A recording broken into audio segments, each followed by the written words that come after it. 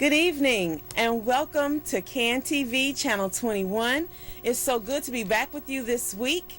We hope you enjoyed your holiday on this past Monday. And today you are joining Taking Back Our Families nonprofit organization.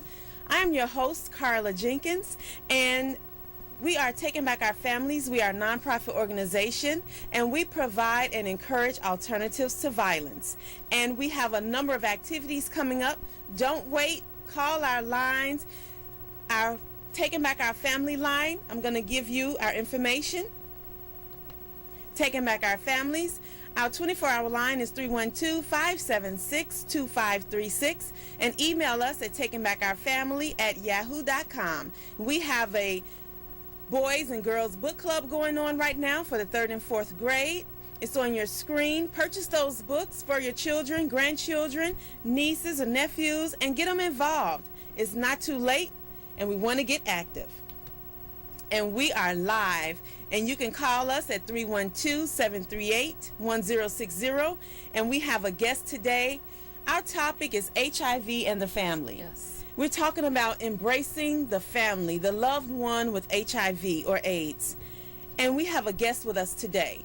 But our question to the audience today is, do you have someone in your family that may have HIV or AIDS?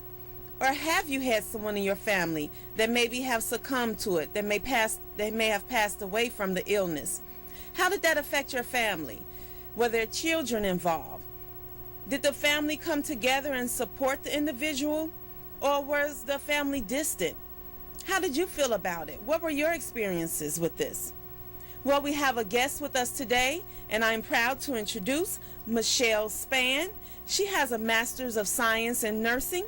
She graduated from the University of Phoenix. She is a licensed minister and a musician. Her nursing specialties involve emergency trauma, nursing education, and she currently resides in Northwest Indiana, but she is a native of Detroit, Michigan. Yes, native of Detroit. And we are so happy to have her with us, and she's been doing some education in the field of HIV. Yes. What kind of impact have you seen with HIV in the family? I've seen the tremendous impact, and just to begin, what really sparked my interest with the topic of HIV and AIDS, if you look at the data and the research that was produced by the CDC in year 2005 is documented, and I really want our viewers to really take note of this.